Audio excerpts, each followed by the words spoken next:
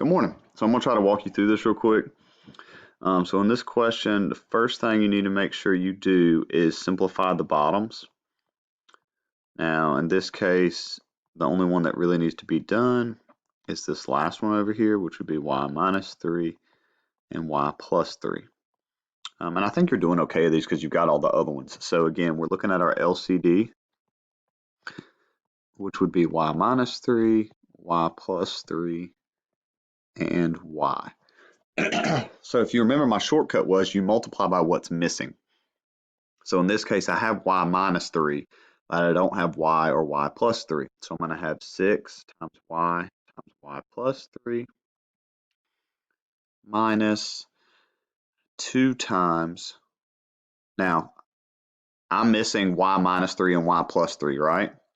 So instead of me actually writing those, I'm going to go ahead and simplify, because if you remember, this is actually y minus 3 and y plus 3. So I'm going to go ahead and put that there, because once you multiply them, you're going to get there anyway. And then finally, I have y minus 3 and y plus 3, but I am missing my y. So it looks like a lot of work. So I get 6y squared plus 18y minus 2y squared plus 18 equals 7y squared plus 3y. Now, when you see all of these squares, that means this is a quadratic. So we want this to be equal to 0. So I'm going to pull this all up here.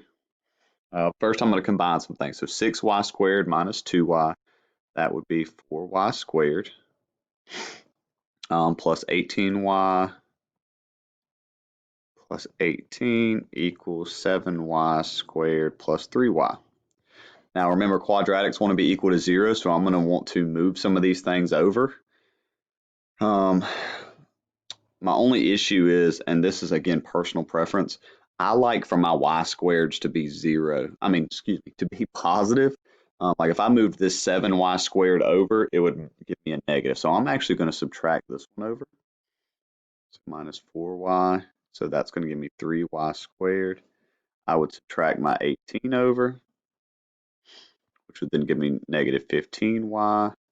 And then I'm going to subtract my 18. Now there's nothing to subtract it from, so it's just going to be minus 18. And then we want to, factor, quadratic formula, any of that stuff. And I actually see something that will help us here. Each of these numbers, 3 can go into. So if I take a 3 out of each of these, I'd be left with y squared minus 5 minus 6 equals 0. Again, I took a 3 out, so GCF. And that actually allows me to factor this a lot easier. I know the only things that, can go into 6 are 1 and 6 or 2 and 3.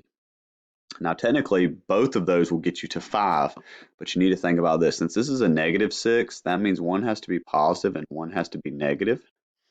So that means I'm actually going to have to use 1 and 6. So I'm going to use a positive 1 and a negative 6. And again, you can always double check yourself. 1 times negative 6 is negative 6. 1 plus negative 6 is negative 5.